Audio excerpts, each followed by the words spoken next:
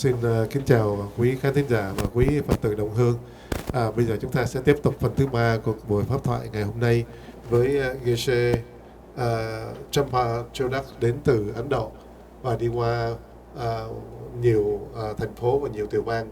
Hôm nay phái đoàn của thầy đến từ tu viện Geshe nhân dịp cái ngày vía của Đức Quan Thế Âm Chủ nhật tuần này là ngày 29 tháng 10. Phái đoàn của Geshe có kiến tạo một cái mạng Đà La của Đức Văn Thù Sư Lợi tại tỉnh thất của Hành Nguyên ở thành phố Penang, và đây là Geshe Tenzin Lecture. Thầy là thông dịch viên từ tiếng Tạng qua tiếng Anh, và từ Hồ Lạc sẽ là thông dịch viên từ tiếng Anh qua tiếng Việt, và anh Huy Tâm sẽ có một vài câu hỏi sau cái buổi cuối cái thời pháp thoại phần 3 này. Xin mời quý vị tiếp tục theo dõi. Xin cảm ơn. Đi chơi gì chưa? Anh ở chuyên nhà này chơi để nhiều sự lượng ai dễ sống của những sự điều ấy nè. Ngài là chuẩn cái做sinh cái chẳng mà chẳng gì, ngài là chuẩn rồi những sự做cái sinh cái chẳng gì cái ràng sinh đấy. Ngô có phải đàn như vậy, thế cái chẳng chú chỉ sinh. Thì nàng nhang đó lượng ai dễ sống cái lễ giáo lễ cái khởi chế cái sản thế là ta chỉ chế thì chế nó anh cái xem cái lần đó, nhau bao cái lần đó, ta chỉ chế sẽ rồi được công việc đàn, anh chú thằng chế này lo ngô mà được cái tôn nhật được cái sẽ rồi thì thì như cái anh ngô công việc đàn thì ngài làm xong cái đi chơi cái chưa 저도 저봐 태모면 나타 신이 쓰게데 나라서 얘기 되네 저도 봐 때나라서 쉬고야 이게 좀 작은 거. So in short, what I really want to say is to able to make your life more happy and more peaceful that we all are seeking for. So how you can really do that in practical is through your body, speech and mind. Once your body, speech and mind are in a virtuous actions, the wholesome actions, so the outcome of that will give you what we are seeking for, the happiness and peace. So to work on those kind of like actions, the mostly that we really are depending on is, one is the right method. So method like loving kindness. So when you gradually develop that in your mind, so you will reach to taste the practice of compassion, the great compassion, so that you have a mind that, oh, may all those people who you are really surrounded with free from the sufferings. So that kind of mind we call compassion. And so once you develop that more in your the right method basis, so what you will have is you have an altruistic intention. So the intention that may I achieve the Buddhahood only to achieve, to benefit and do the welfare for all mother sentient beings. So that kind of like altruistic intention is the highest among all those virtuous actions in a method path that you are doing in this world. And the second thing is the right wisdom, the ultimate truth of the universe. So that we call the right views, the wisdom understanding on emptiness. So that's how, it really give you the chargings of your discrimination mind, whether this is good or whether this is bad, whether this is something right, whether this is something wrong. So how you do that is through the analytical basis, and which we call the very true nature of this universe is they are merely labeled. They exist with the dependent arisings. So nothing is solid, nothing is tangible. Everything is dependent arising, so how they arise it. So once you have that kind of knowledge, and that by practicing on that knowledge and having the realizations, so that your mind will be in a state of any negative, the contaminations, to be free and have the mind of the ultimate peace that we call inexhaustible bliss. So that Buddha has, so can able, by engaging on those analytical basis of discrimination mind on right and wrong, so you can achieve that. So that's we call Buddhahood, the wisdom.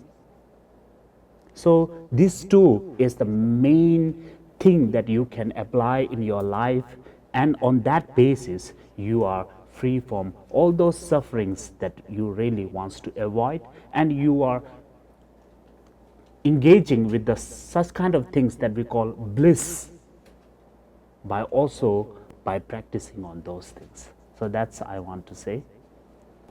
Cái điều mà tôi muốn nói với quý vị á là để có được hạnh phúc và an lạc thì đó là cái điều mà chúng ta đang muốn tìm. Nếu mà chúng ta muốn có được hạnh phúc và an lạc thì chúng ta cần phải thực hành những cái thiện hạnh về thân khẩu ý mà chúng ta sẽ đạt được hạnh phúc và an lạc.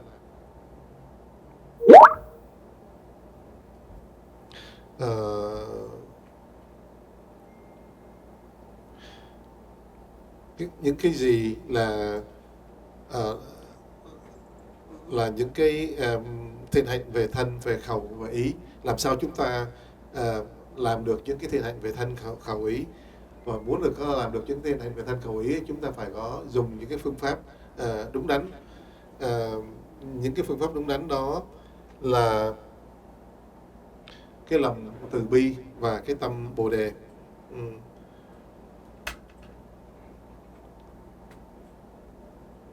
Và cái tâm Bồ đề là gì? Cái tâm Bồ đề là cái tâm mà ước nguyện tất cả chúng sinh được hạnh phúc và thoát khỏi khổ đau. Và cái đó là cái phương pháp đúng đắn mà chúng ta cần phải tu tập hành trì.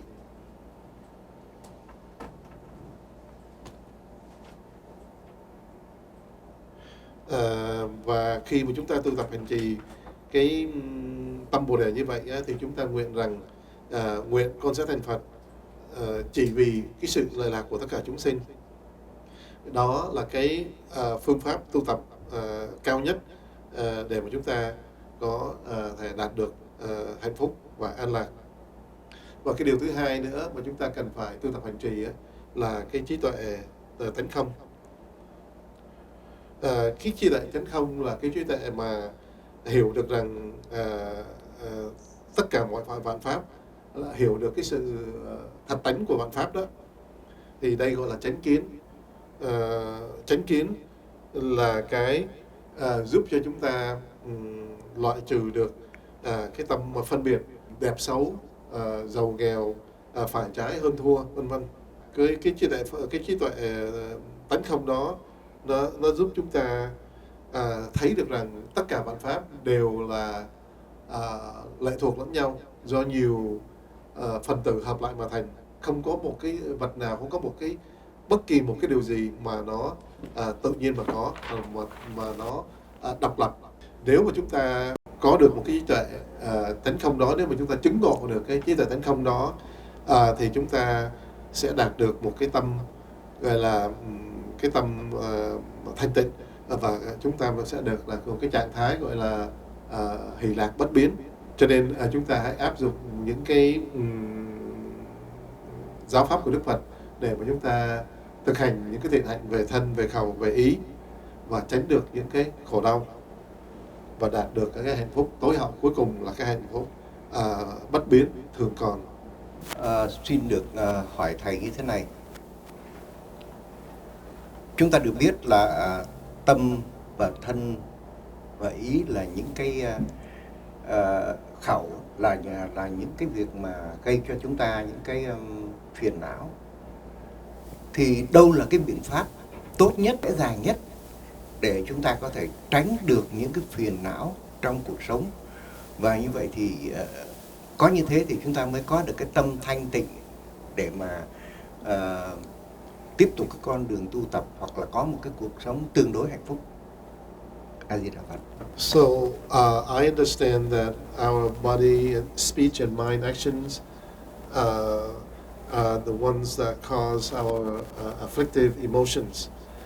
So how can we avoid those afflictive emotions so that we can practice Buddha Dharma and attain or achieve happiness? Kengi Sondan Chawena, Lunga Yusumgi, Migewe, Le Dilatene, Nimon, Kigiores, Nimon Delatene, and Azo Dungi Yanguas. Kesi Dinde Imbena, Lunga Yusumgi Tene, Migewe Le Latene, Nimon Chikigiros. Di Zawanyan Mewasoala, Tablam.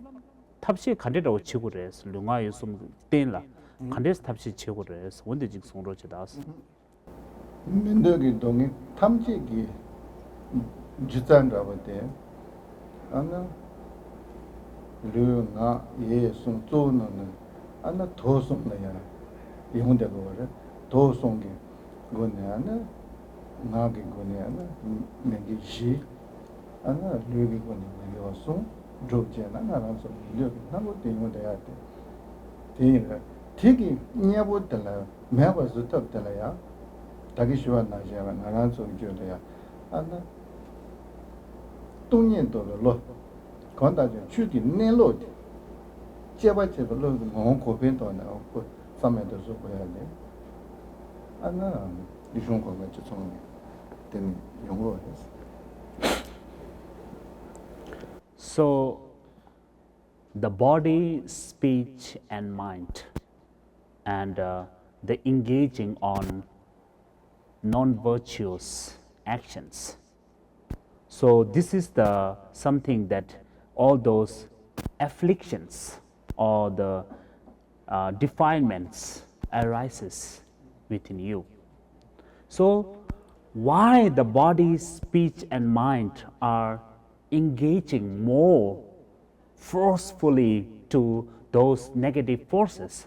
Because there are three main root poisons that really orders them to engage in unwholesome actions. What are they is, one is attachment. So once you have a strong attachment, so that generates all those kind of like default emotions like jealousies, like competitive, so and so forth. Those are all those because of the attachment. And through the attachment, the anger, because now it comes that you and me. And so that kind of mind that generates hatred, anger.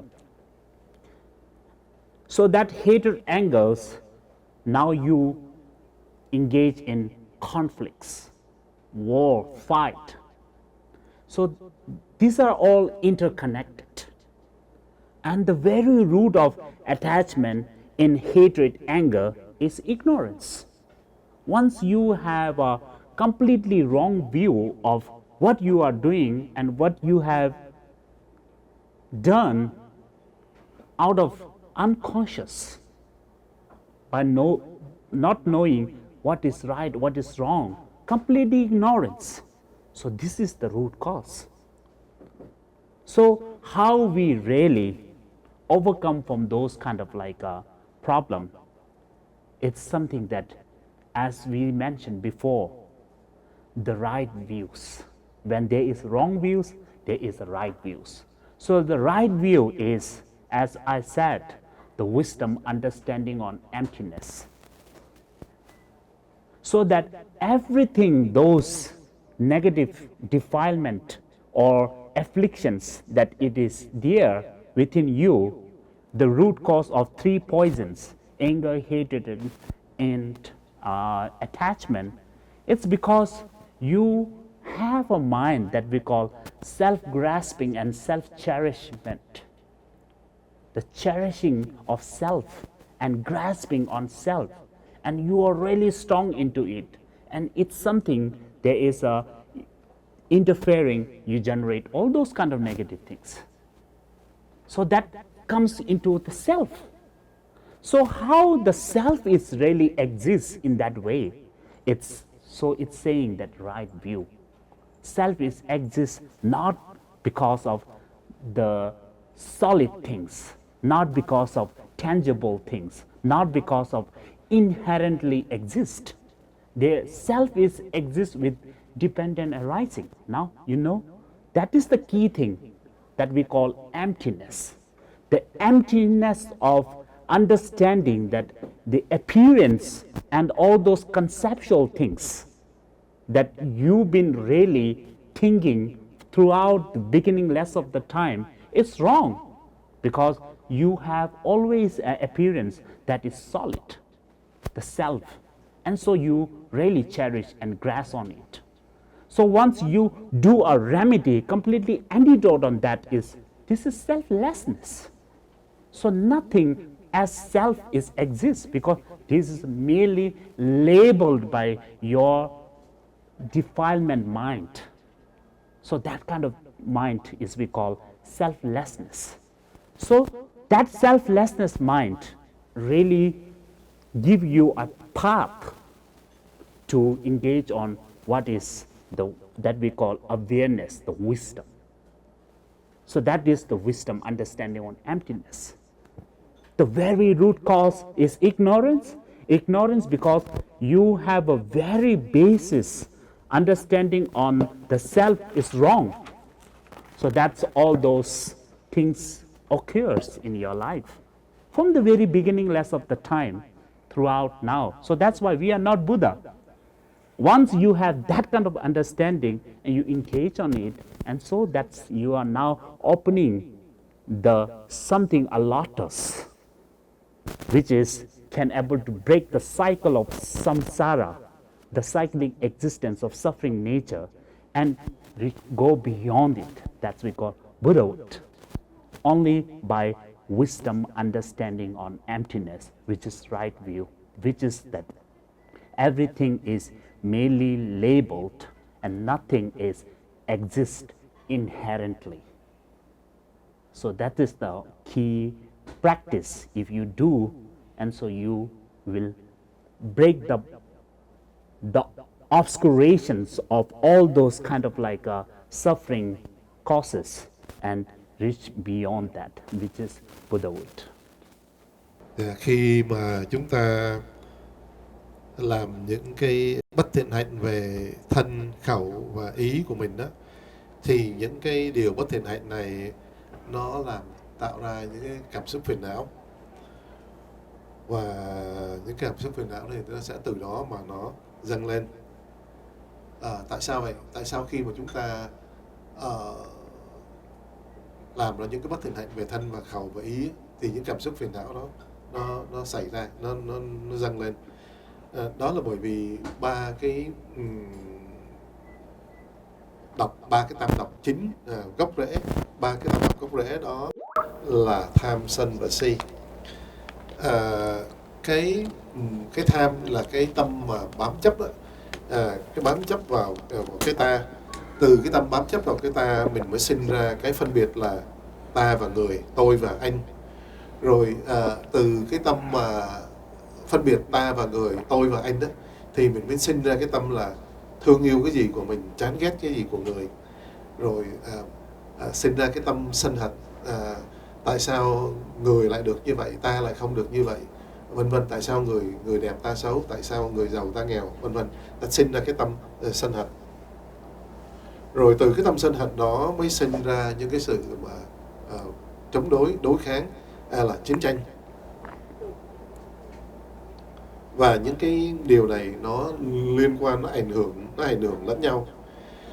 Nhưng mà cái gốc rễ của cái vấn đề là gì? Cái gốc rễ của cái nào là chính trong cái tam độc đó thì cái nào là chính? Trong cái tam độc tham sân si á, thì cái si là cái độc chính. Cái si đó là cái tà kiến. Cái si đó là cái mà không hiểu biết cái gì là đúng, cái gì là sai. Bây giờ làm sao mình có thể thắng được những cái vượt qua được những cái hiểu biết sai lầm đó? Như tôi đã giảng trước đây, cái phần 1 và phần 2 á, thì cái điều mà chúng ta cần phải học là cái chánh kiến đó. Chánh kiến là gì? Cái chánh kiến là cái mà trí tuệ tánh không. Cái gốc của tam độc á, gốc của tam độc là tham sân si, là cái vô minh.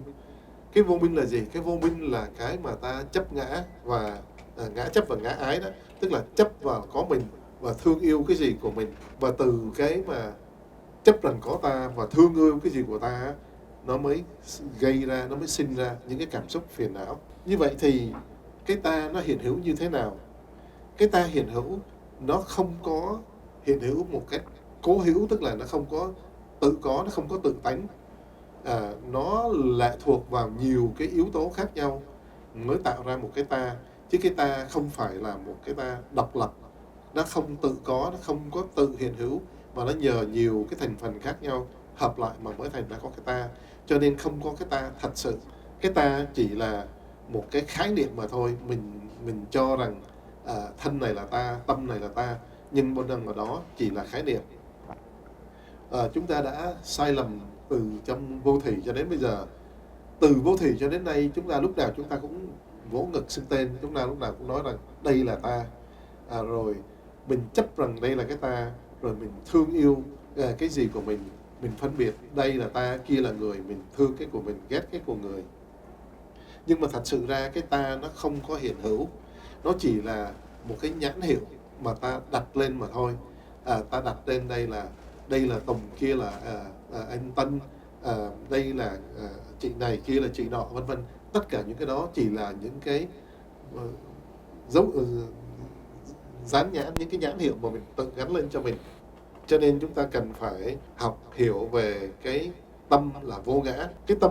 Cái tâm vô ngã đó là cái con đường để dẫn chúng ta đến một cái trí tuệ giác ngộ, chánh niệm, tỉnh thức. Cho nên một lần nữa, cái gốc của cái vô minh là cái chấp ngã. Đó là lý do tại sao mà từ vô thỉ cho đến nay chúng ta vẫn là phàm, chúng ta vẫn chưa giải thoát, chúng ta chưa giác ngộ, chúng ta chưa thành Phật được, là bởi vì từ vô thỉ cho đến nay chúng ta cố chấp vào cái ta. Cho nên chúng ta cần phải phá hủy cái cố chấp sai lầm đó, phá hủy cái hiện hữu của ta trong sinh tử luân hồi, trong lục đạo luân hồi, mãi mãi, đời đời kiếp kiếp chúng ta cứ luẩn quẩn quay xung quanh cái vòng luân hồi đó, mà chúng ta không trở thành Phật được, không có giải thoát giác ngộ sinh tử luân hồi, không thể trở thành Phật được. Cho nên chúng ta cần phải có học hỏi về chánh kiến. Chánh kiến là gì? Chánh kiến là cái hiểu biết về cái tánh không, không có cái gì hiện hữu, độc lập, tự sinh, tự hữu, tự tại, tự lập, tự tồn, không có bất kỳ một cái gì có tự tánh.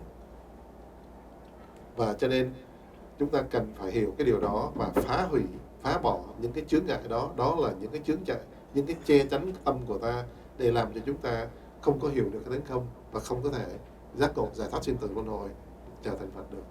Kính thưa quý vị, đến đây là hết cái phần 3 và cũng là chấm dứt cái buổi pháp thoại của Geshe Chodak và của thông dịch viên Geshe Tenzin Lecture ngày hôm nay. A Di Đà Phật. Trước tiên chúng con xin được thay mặt cho quý thân hữu, quý Phật tử cũng như là quý đồng hương ở thành phố Houston đã có cơ hội để đón tiếp các thầy đến đây để giáo huấn những cái lời Phật pháp, làm sáng tỏ thêm những cái suy nghĩ trong cái cuộc sống ta bà này, và chúng con ước mong sẽ có một cơ hội nào đó đón tiếp các thầy trở lại để cho chúng con có thêm được những cái thông tuệ khi mà được nghe những lời giáo huấn của các thầy. A Di Đà Phật. Chân thành cảm ơn.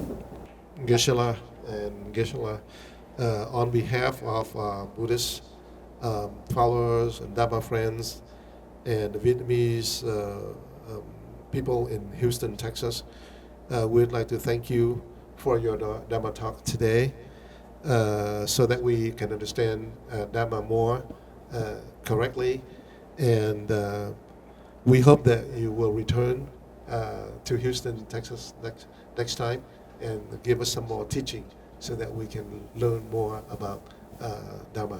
Yes. Thank you, Geshe. Thank you. Kính thưa quý vị, cảm ơn quý vị đã theo dõi cái buổi hội thoại của Geshe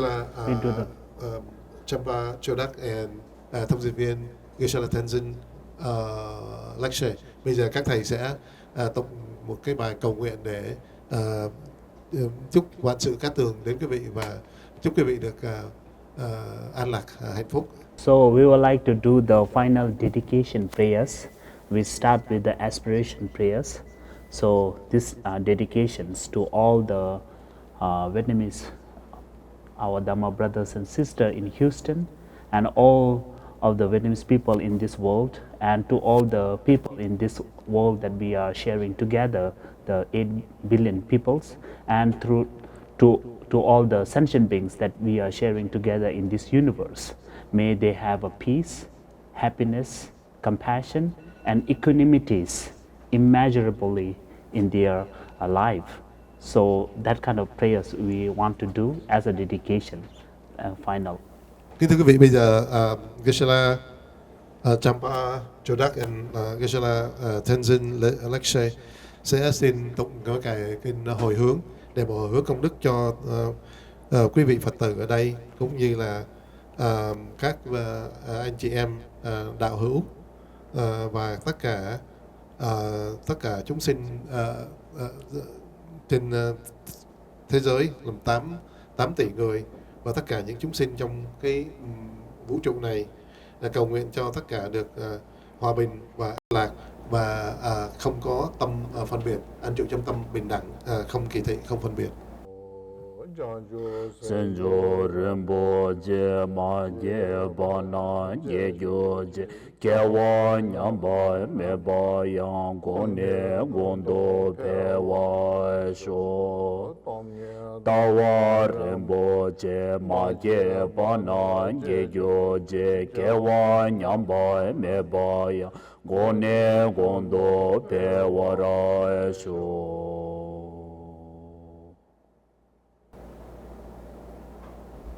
A Di Đà Phật. A Di Đà Phật.